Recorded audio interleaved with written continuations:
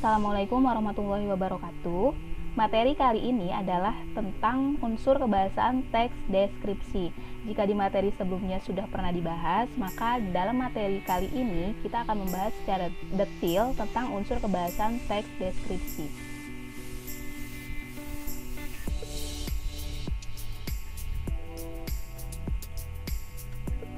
Yang pertama ada kalimat perincian. Contoh kalimatnya, ibuku orang yang sangat baik. Lalu kalimat perincian untuk menjelaskannya adalah dia berusaha menolong semua orang. Dia ramah dan tutur katanya lembut kepada siapa saja. Nah, jadi di dalam kalimat ibuku orang yang sangat baik, orang yang sangat baik ini kan ditafsirkan secara umum. Lalu kalian rincikan lagi baiknya seperti apa. Dia berusaha menolong semua orang dan dia ramah serta tutur katanya lembut kepada siapa saja. Nah, di dalam tabel ini dinamakan kalimat perincian untuk menjelaskan agar terlihat lebih konkret. Selanjutnya ada penggunaan kalimat yang menggunakan cerapan panca indera. Maksudnya apa, Bu? Maksudnya adalah kalimat tersebut bisa kalian rasakan, bisa kalian bayangkan seolah-olah kalian melihat atau seolah kalian mendengar. Contoh, pantai panjang dengan pasir putih. Nah, di dalam kalimat ini kan kalian bisa seolah-olah melihat, kalian sedang menyaksikan di depan mata kalian pantai panjang dengan pasir putih. Lalu, contoh yang lain, seolah kalian mendengarkan adalah debur ombak pantai terdengar berirama. Contoh seolah merasakan, udara sangat terasa segar.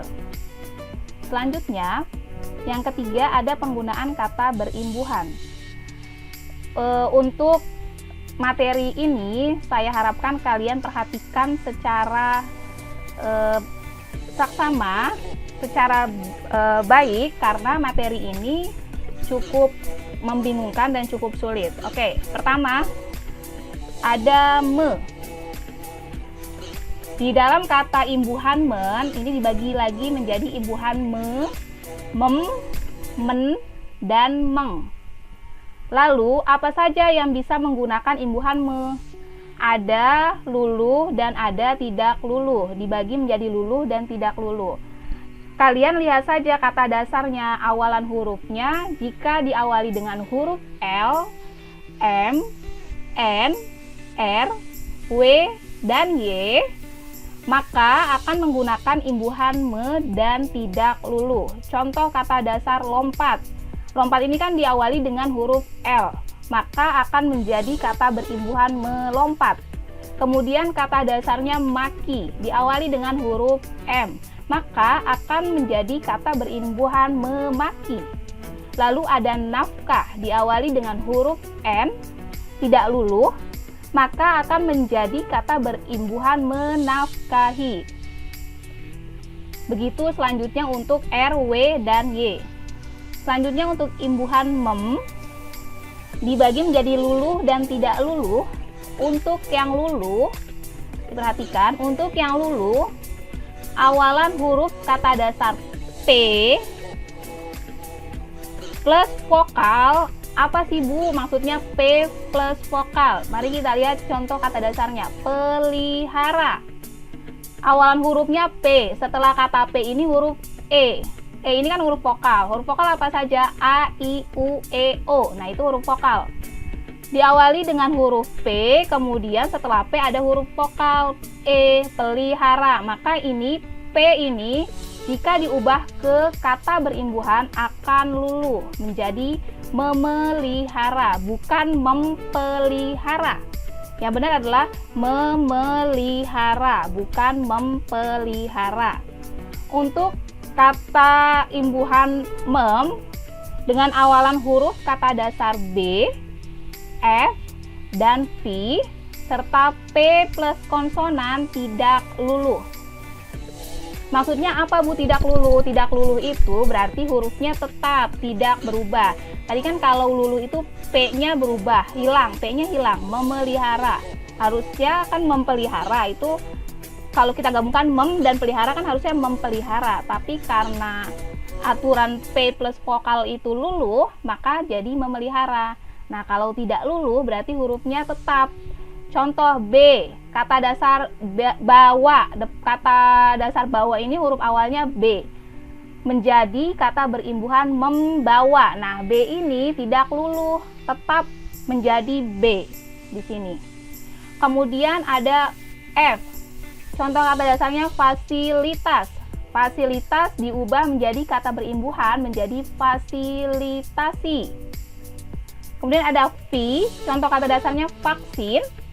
Kemudian dapat berubah menjadi kata berimbuhan memvaksin. Sedangkan P plus konsonan, nah ini P plus konsonan, kalian harus tahu perbedaannya.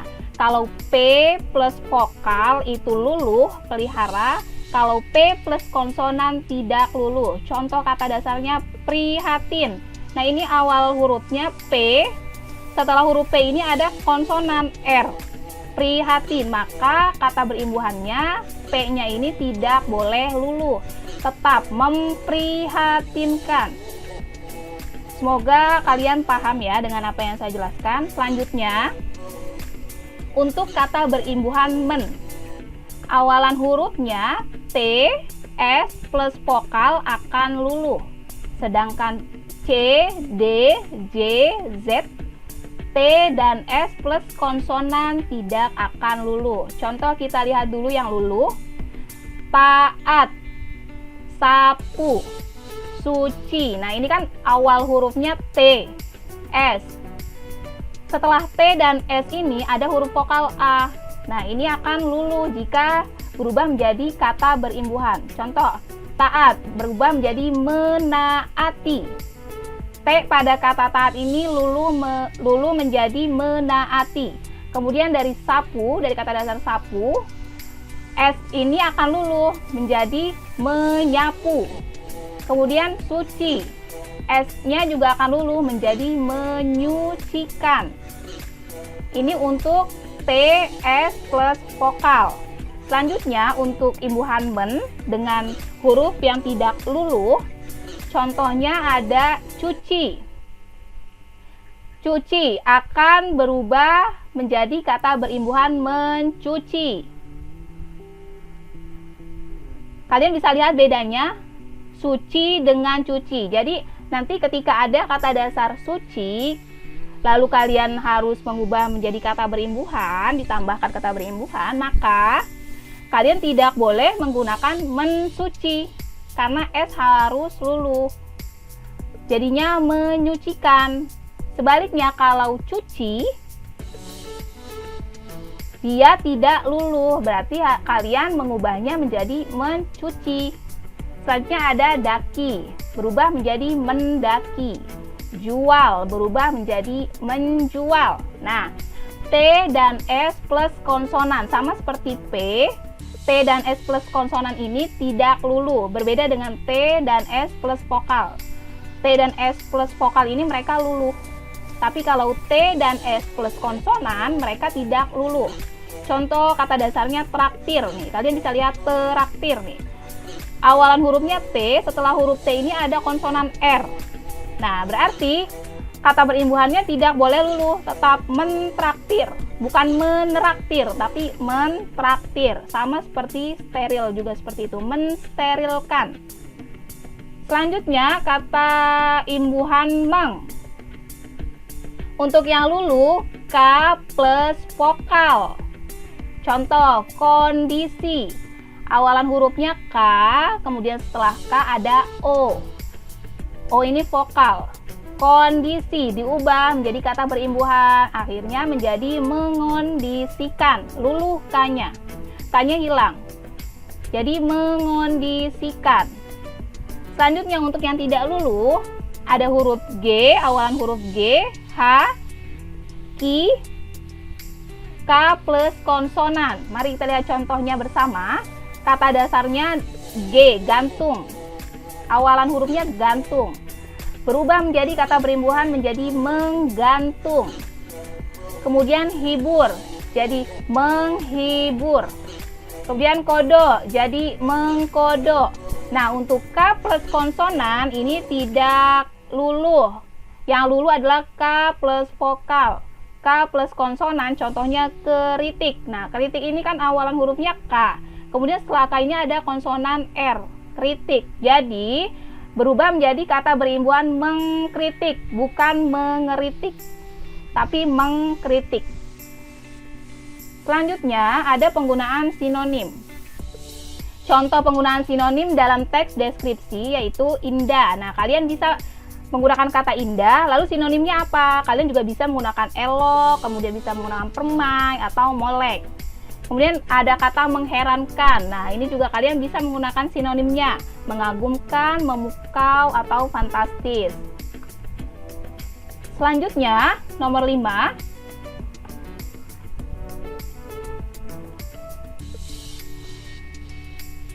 Selanjutnya, nomor 5. Ada penggunaan kata depan. Nah, kata depan ini ada contohnya di, ke, dari, pada. Nah, dalam penulisan kata depan, kalian harus memisahkan kata depan dengan kata selanjutnya. Jadi tidak boleh digabung penulisannya. Contoh, di mana dia sekarang? Di mana dia sekarang? Nah, di dengan mana ini harus dipisah dengan spasi. Kemudian ia bersekolah di SMP Negeri 119.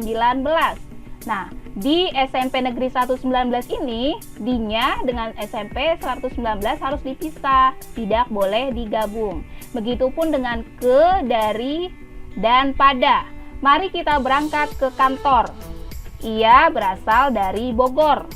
Vaksinasi dilaksanakan pada tanggal 29 Juli 2021. Selanjutnya, penggunaan kata khusus.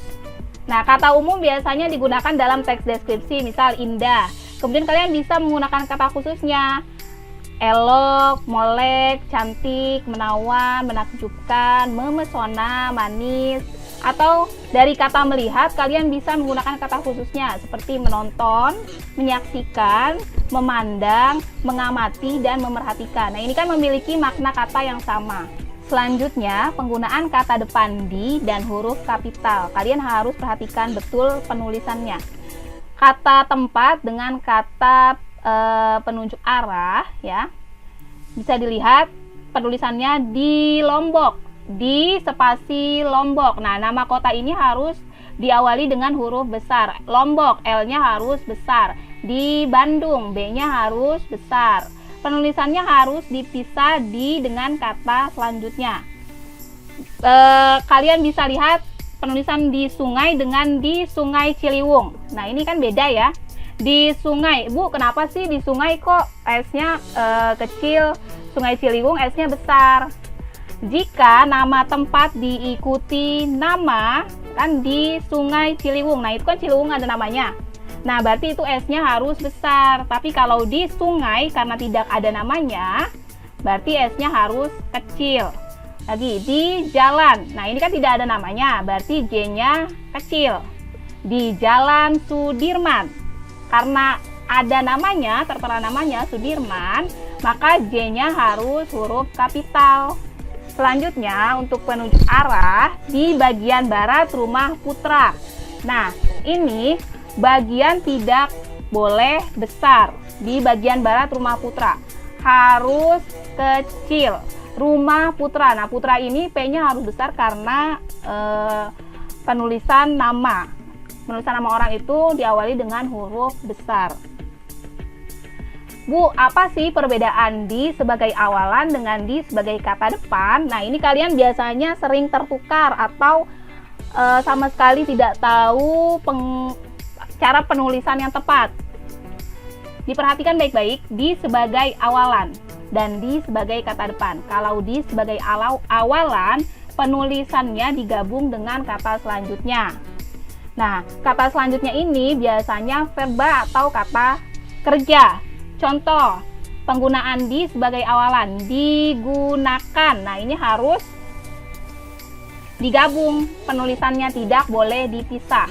Dilakukan, dikerjakan, diprediksi. Nah, ini di-nya harus digabung, tidak boleh dipisah. Kemudian di sebagai kata depan, penulisannya harus dipisah dengan kata selanjutnya. Nah, biasanya Kata selanjutnya ini merupakan kata keterangan tempat atau arah. Contoh di sebagai kata depan, kalian bisa lihat di layar kalian di sekolah. Nah, ini kan sekolah tempat, berarti dinya harus dipisah. Bisa dilihat bedanya dengan tadi digunakan. Nah, digunakan digabung, di sekolah dipisah. Selanjutnya ada kalimat bermajas. Majas itu apa sih? Majas atau gaya bahasa itu adalah pemanfaatan kekayaan bahasa, pemakaian ragam tertentu untuk memperoleh efek tertentu yang membuat sebuah karya semakin hidup. Keseluruhan ciri bahasa, kelompok penulis sastra, dan cara khas dalam menyampaikan pikiran dan perasaan, baik lisan maupun tertulis. Lalu apa saja jenis-jenis majas? Yang pertama ada simile. Nah, majas ini merupakan majas perumpamaan. Biasanya menggunakan kata bak, seperti, bagai, laksana, dan lain-lain. Maknanya lebih eksplisit. Contoh, tatapannya begitu tajam seperti sebuah pisau yang baru diasah. Nah, di situ dijelaskan tatapannya begitu tajam seperti sebuah pisau yang baru diasah.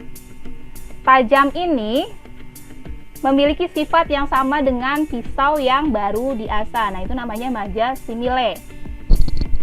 Selanjutnya ada majas asosiasi atau majas perbandingan. Biasanya menggunakan kata bak seperti bagai, laksana, dan lain-lain.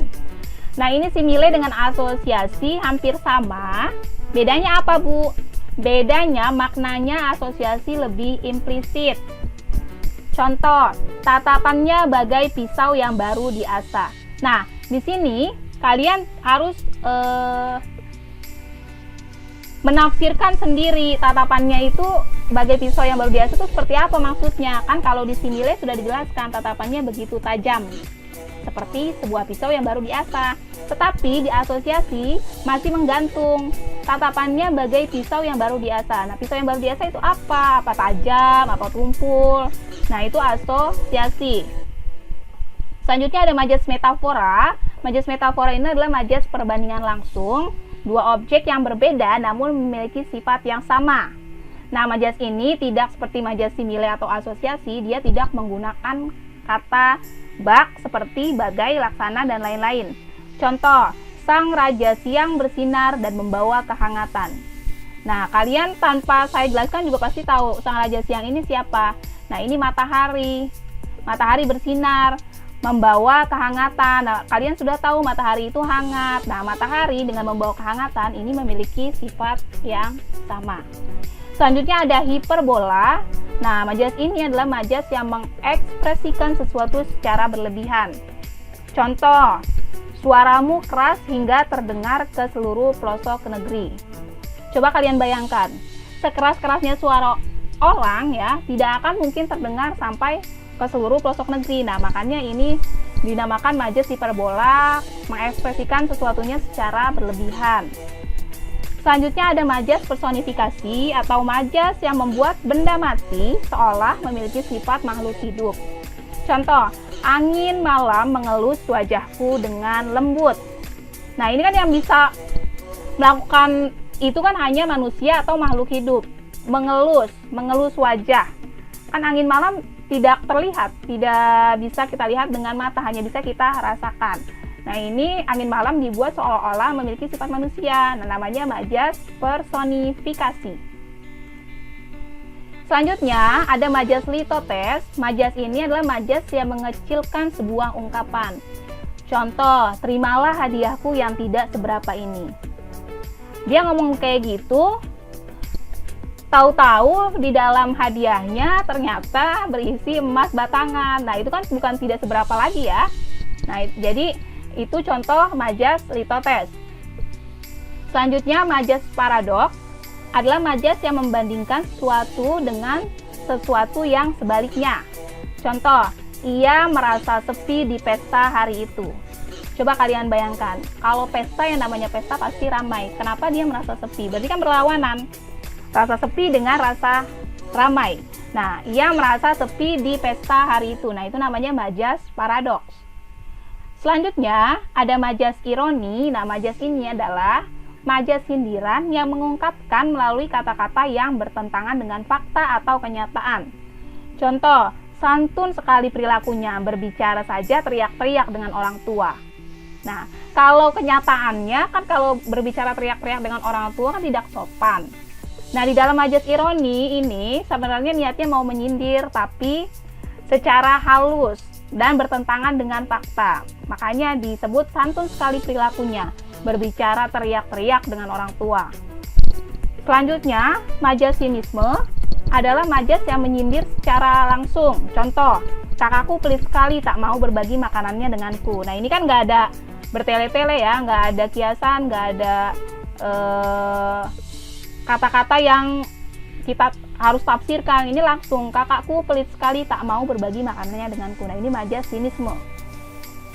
Selanjutnya ada majas sarkasme. Majas ini adalah majas sindiran secara langsung dan cenderung kasar. Contoh, kontestan itu suaranya jelek sampai-sampai telingaku sakit dibuatnya. Nah, ini kan sangat kasar ya, tidak sopan dengan orang lain mengungkapkan sesuatu seperti itu. Nah, itu namanya majas sarkasme. Selanjutnya ada majas pleonasme, adalah majas yang menambahkan keterangan pada kalimat yang sudah jelas. Contoh, dia turun ke bawah. Dia turun ke bawah. Nah, kalimat dia turun pun sudah jelas, namanya turun pasti ke bawah, tidak perlu dijelaskan dia turun ke bawah. Atau dia masuk ke dalam. Ya, yang namanya masuk pasti ke dalam, tidak mungkin masuk keluar. Nah, kata ke bawah dengan ke dalam itu sebenarnya tidak perlu, karena kalimatnya sudah jelas. Nah, namanya majas pleonasme. Selanjutnya ada majas repetisi atau majas pengulangan. Contoh, dia rajin belajar, dia juga sangat kreatif. Nah, di sini kan ada diulang kata dia. Kata dia di sini diulang, dia rajin belajar, dia juga sangat kreatif. Nah, ini namanya majas repetisi. Kalian ingat aja bahasa Inggris ulang, repeat. Nah, itu namanya majas repetisi. Kalau diulang namanya majas repetisi. Selanjutnya ada majas retorika. Majas retorika ini majas berbentuk kalimat tanya. Nah, tentu kalian sudah tahu kalimat tanyanya kalimat apa. Kalimat tanya retorika itu kalimat yang tidak memerlukan jawaban. Contoh, siapa yang tidak ingin masuk surga? Ya, itu mah nggak usah ditanya ya, semua orang pasti ingin masuk surga. Nah, kalimat siapa yang tidak ingin masuk surga ini namanya majas retorika. Oke. Untuk hari ini sekian materinya, semoga kalian dapat memahami apa yang saya jelaskan. Jika ada yang masih kesulitan untuk memahami materi tersebut, kalian bisa tanyakan kepada saya melalui grup kelas, melalui grup mata pelajaran maksudnya.